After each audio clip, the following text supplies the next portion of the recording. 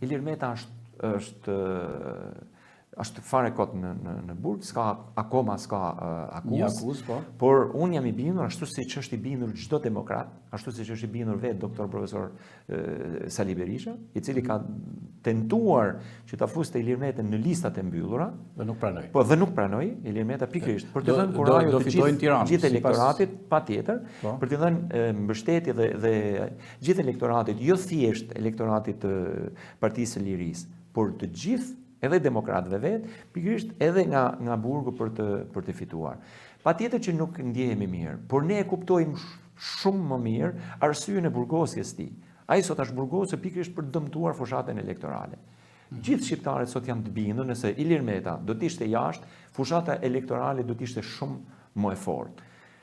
Jo se i ka lënë gjë mangut doktor profesor Sali Berisha, sepse po vepron si një 30 vjeçar.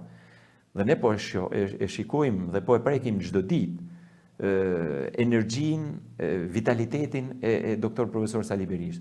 Por po të kishte patur krah edhe Ilir Metën, patjetër që fushata do të ishte shumë më e fortë. Dhe këtë e ka kuptuar lideri i Partisë Socialiste.